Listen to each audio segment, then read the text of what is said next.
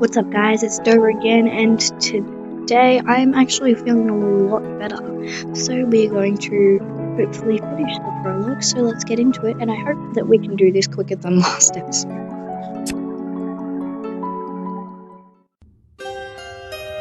It's the morning of the masquerade's announcement.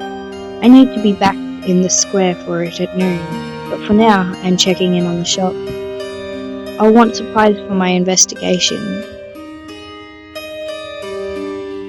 Reagents, herbs, one of Asra's magic groups. Hopping up the steps, I press my palm to the door and release the ceiling spray. I spot a small leather pouch resting on the stoop. Someone's left this for me. Picking the knot, I open the pouch. Inside is a magic mister. My throw is strongest, but there are other herbs, a mixture for protection. I cast a glance to either side of the street, but there's no one here, no one nearby. I fetch my keys and turn the locks. Just as I lean on the door, it swings open and I nearly collapse into the last person I expected to see, Dr. Dvorak. The sight of him freezes me in my tracks, the pouch dropping from my nerveless fingers. I struggle to speak, but he beats me to it. Well, hello there, fancy seeing you here. Maybe not so surprising. I was in the neighborhood. And you look good. Splendid, marvelous. I'll stop wringing my hands. For a moment, I think about calling for the guards, but I hesitate. This is the second time he's been in my shop. Will the guards think I've been harboring him? I fix him with a narrow gaze. What are you after? How do you keep getting in? How do you keep getting in? I know I locked up after the first time, so you either broke in or I've got a key. With a click of his tongue and a ragged sigh, the doctor pulls a little key from his coat pocket. Here it is. Here, if it makes any difference, you can take it. I won't be using it again. That's a promise? Oh wait, hang on. That's a promise. He waits patiently as I take the key and compare it to my others.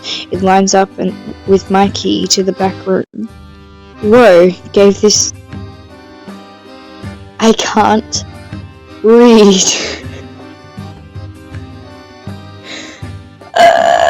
Okay. Who gave this to you? You don't, Well, let's just say I needed to make a couple of house calls after hours. My eyebrows shoot upward. House calls to the shop?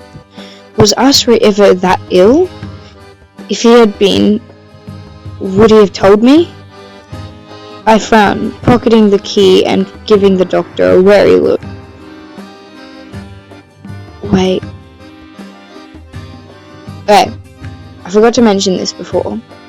And I'll make this quick. So, on the card that I read in the reading for Julian, in the first bit, which you guys didn't see, it had a horse, a skeleton horse, with a Grim Reaper sort of thing, and black hair, and that meant death. And in the painting, in the castle, there is a skeleton horse, just like the one on the card. Coincidence? I think not. Anyway, I hope you don't think I'm a thief. I'm a lot of things, but not that. But you wouldn't take my word for it, would you? To my surprise, the doctor shucks off his overcoat and starts to unbutton his waistcoat. He throws it open with a flutter, arms outstretched, palms up in submission.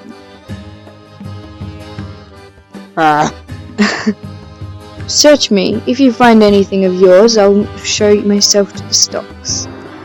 Go ahead, search until you're satisfied. He lowers his eyes, presenting himself for inspection. The sight makes me grow hot at the ears, embarrassed.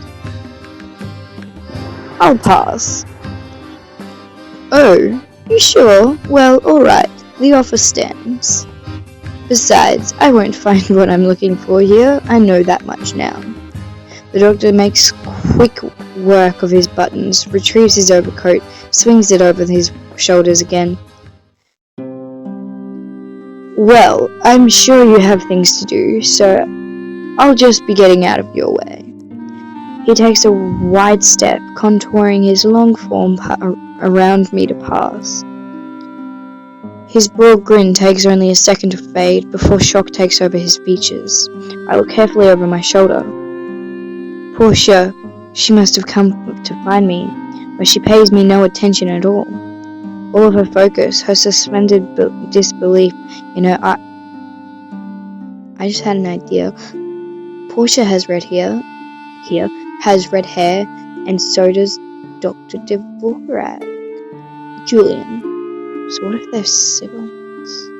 All of her focus was suspended, disbelief in her wide eyes, in on the man beside me. When she speaks, the word that escapes her mouth sounds different, an unused voice from the depths of her heart. Ilya? I'm gonna go with Ilya. Ilya?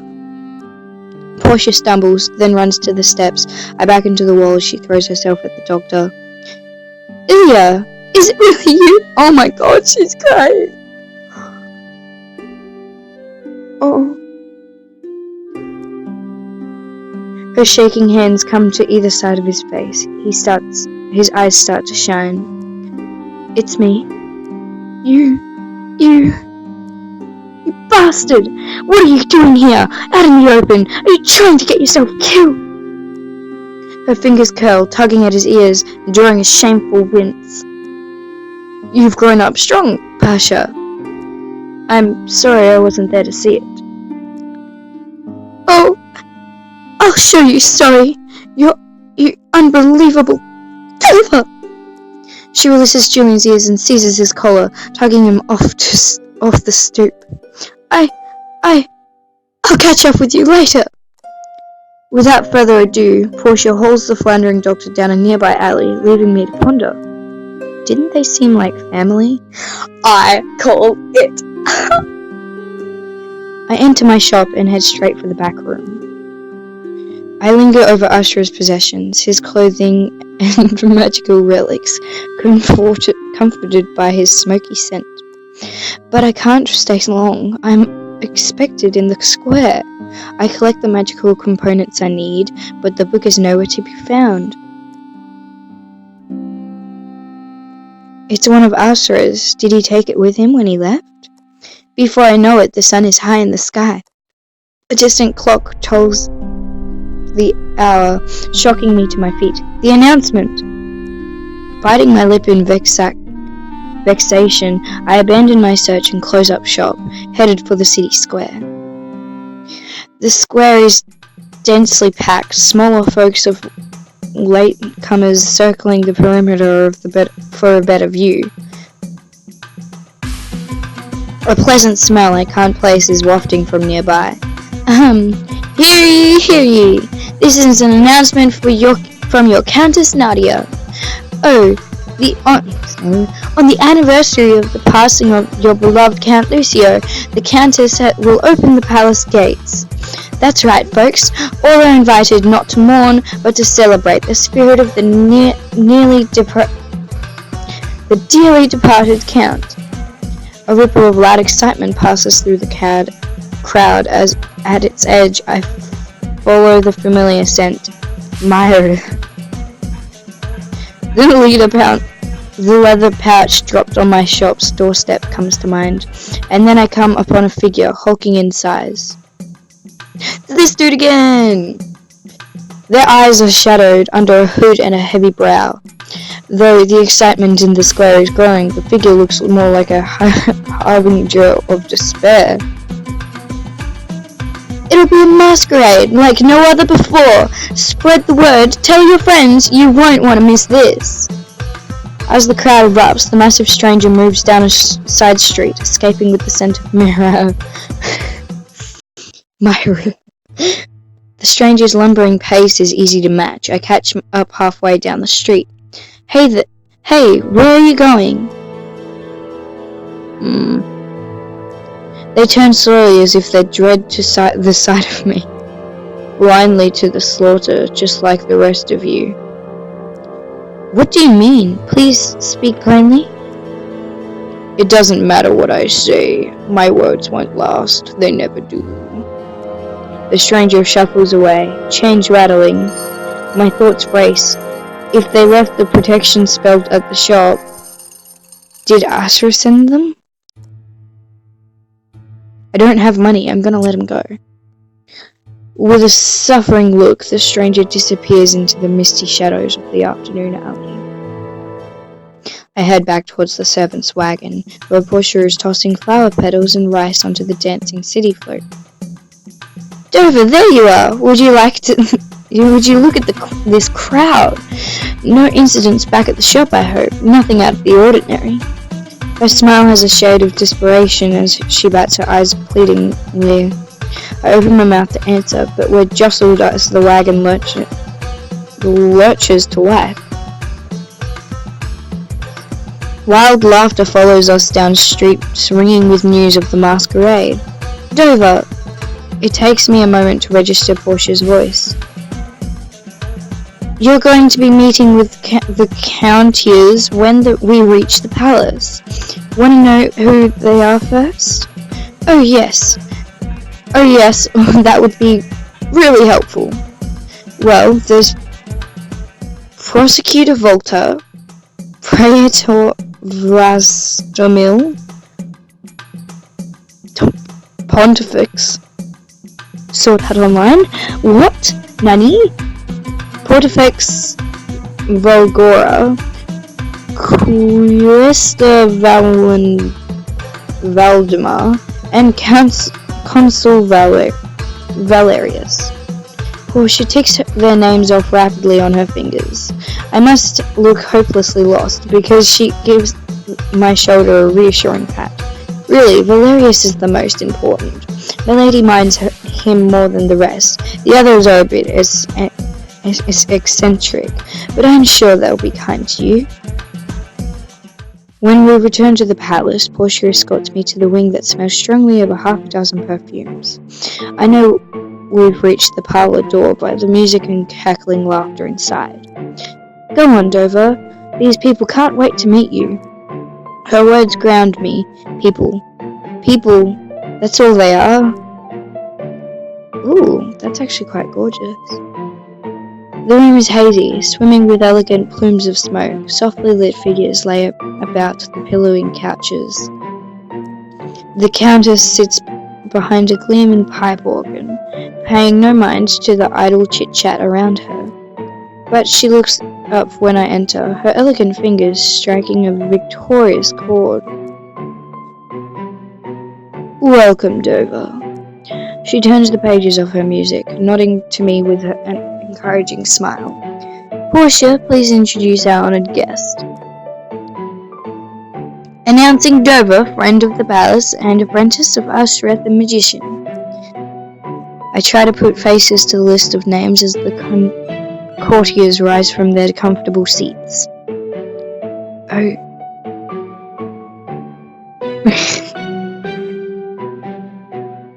You're Dover? Oh, you're so cute!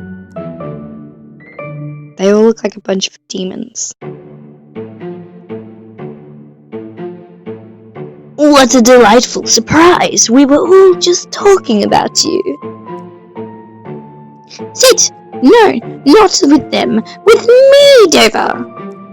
The welcoming gestures take me by surprise. I hadn't expected such enthusiasm. Eager manicured hands draw me down onto the couches and into the fold of conversation.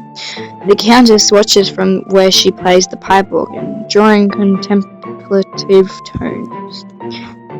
Tell me, Dover, how was the announcement received? One can only imagine. Even we, the favourites of the Countess, had no idea. Such a beautiful surprise from our dearest Countess. A masquerade. Ha! And we don't even have to do the work. How lucky Dover would have to be to get a word in with your all goodness. Oh, my worm! Word! How lucky she already is to be taken in by the Countess, an unknown apprentice. Nadia arches an eyebrow at Vlastimil, but says nothing. Ooh, risky. Risky. So very unlike our thoughtful and meticulous Countess. I flinch. Valdemir's voice is soft and chilly, with none of the enthusiasm of the others. Ooh. Okay, this looks a bit more human. Perhaps the Countess might inform her adoring court how exactly she found herself at the witch's door that night. Oh, he had a face of disgust. Consul Valerius rounds the couch, looking down his nose at me. He spreads his arms, turning to address the entire room. Or perhaps the witch might tell us herself. Perhaps I might. Perhaps, don't call me that. Perhaps I might. The Countess's attention returns to the pipe organ as the courtiers swoop down upon me. They seem ravenous for details of our fateful meeting on the other night. Go on, tell us everything. We've heard only the gossip, eh? Did the Countess truly come to you in the dead of night, stumbling barefoot, tearing through the streets? Eager eyes watch my every move. No, she just knocked on the door.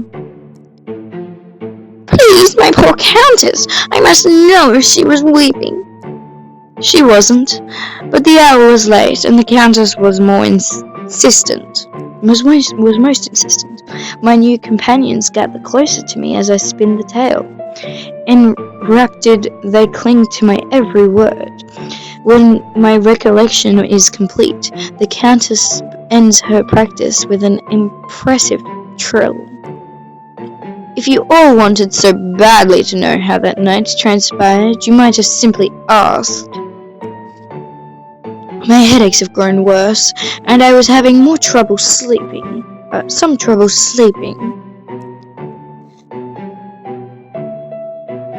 As you have been for some time, Countess. Yes, prosecutor. On that night I woke haunted by the spectre of a dream. No escape for my mind. Indeed, I was seeking anyone who may be in help to me. It was I who was lucky to come across the one I needed so soon. A benevolent universe brought us together, did it not, Dover? Her glimmering red gaze falls fondly on me, and the tears shift, studying me with new intensity. The moment is broken by an airy sigh as Consul Valerius peers at me through his wineglass.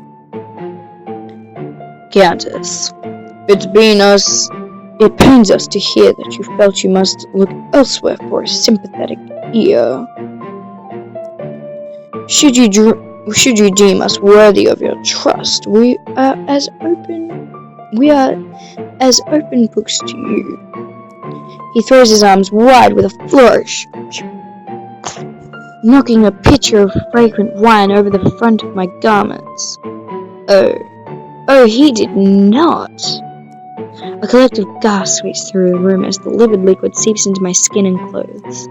The Countess rises from the organ, her expression murderous. How clumsy of me.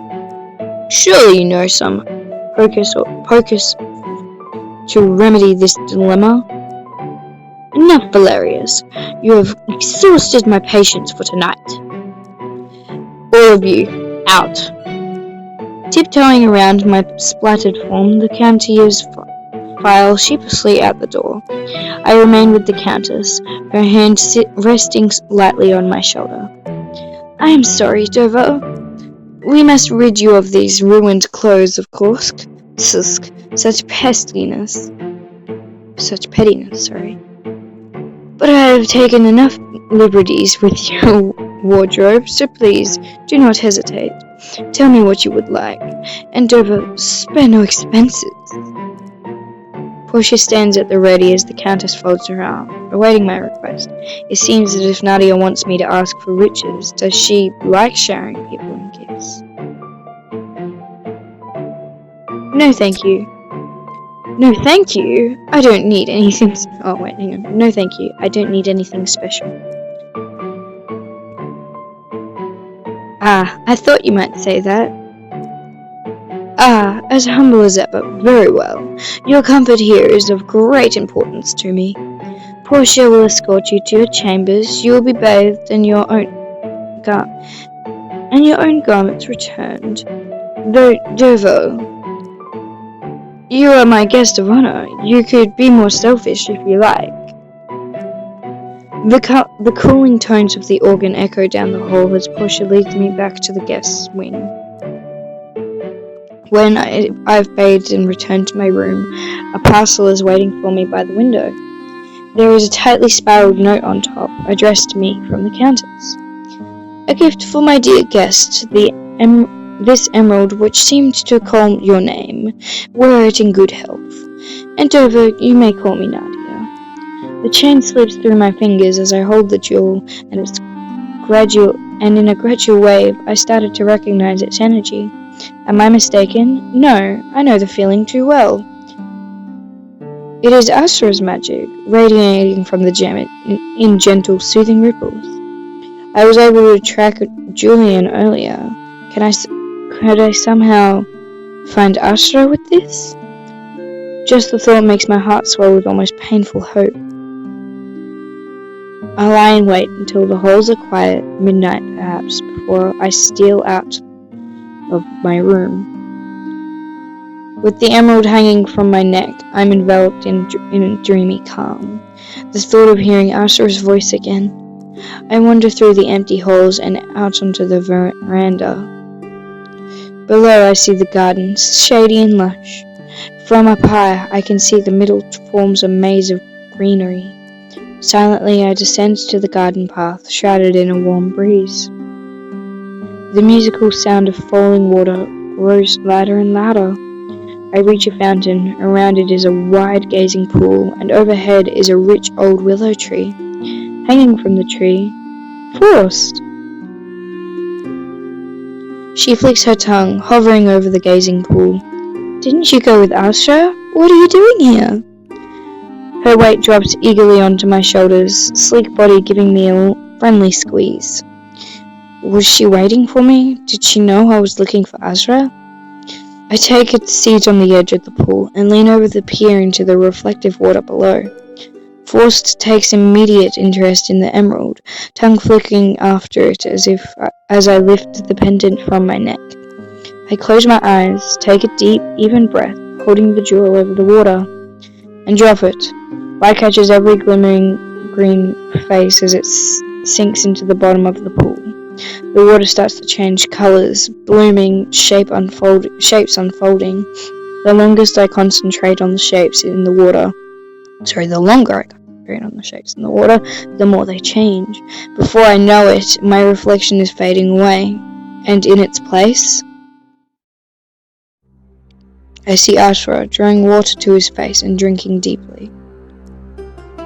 Each drop that trickles from his hand sends ripples through his image as it strikes the surface. I'm so shocked to see him that I can only gape silently, afraid that any sound will break the spell. Then he shakes out his hair, blinks the water from his eyes, and looks straight at me.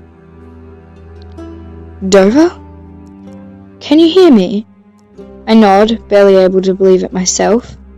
If this is no spell of his, then how did I? Asura looks as surprised as I am. He leans forward, close enough that I can see droplets in his eyelashes. Yes, dimples! Incredible! He laughs. I see now that he is sitting cross-legged, probably beside a pond. His mount, the strange beast from before, is lying beside him, resting its weighty head on his knee. Ah, and Forster's with you. Looks like she found you all right. I wasn't all that sure about leaving her, but after that reading you gave me, I thought I'd trust my intuition. Tall palms sway behind him against a glittering sea of stars. His hair catches starlight in every whirl. Forst dips her tail into the water, sending tiny ripples across the image.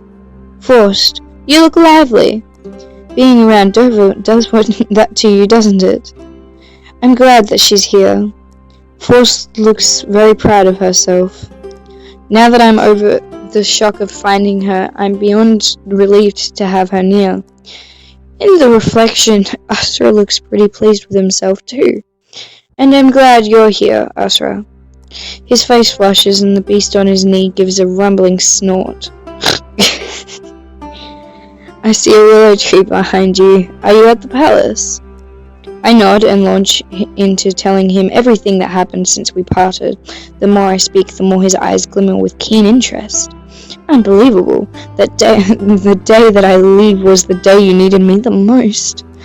And even then, you didn't really need me at all. I'm glad Forst is with you, at least.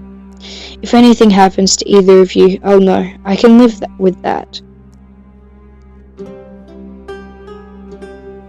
Where are you? He looks across his shoulder at the sparkling, swelling galaxies overhead. His smile is relaxed. A place inside of me who would have thought you'd be able to reach me here. Your magic is inescapable. I think you'll be able to follow me all the way. Force slides across my lap to take sniffing flicks at the water. Forst is opening up to you. It may be time for me to do the same. I nearly choke. My face must be a sight because it makes him laugh high and unrestrained. No, really, it's true. I want to start being more honest with you. What's on your mind? Ask me whatever you like. All that I ask is that you start being more honest with me, too. His gentle gaze washes over me, bringing me calm, but I have a few burning questions.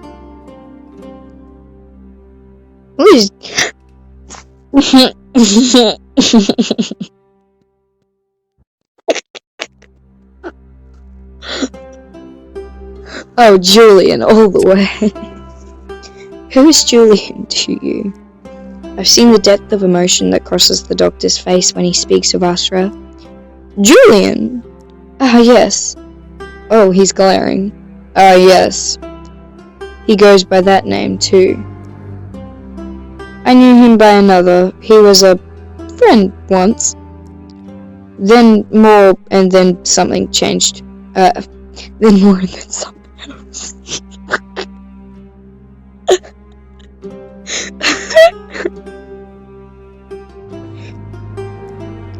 Who's Julian to me? Who's he to anyone?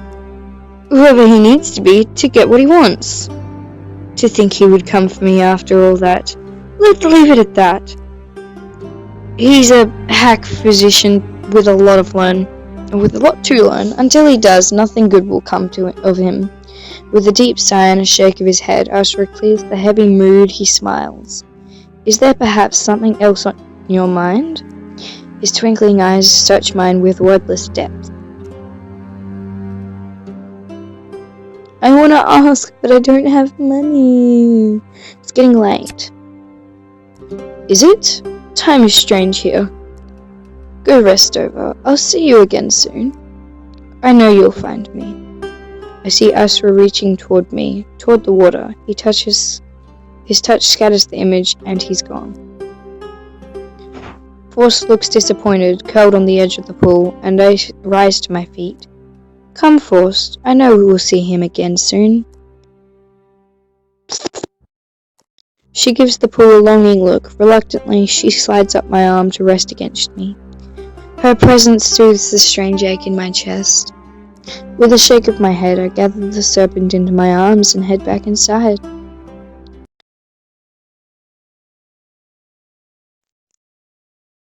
Right selection. The next part of the story is about to unfold, but you won't have to make the journey alone. Are you ready to begin? No, I'm not. Goodbye. yeah, that's the end of the episode. That's the prologue done. So, yeah, see you guys. We'll make the decision tomorrow.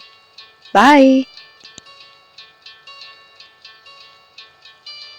Hope when you take that jump, don't feel the fall.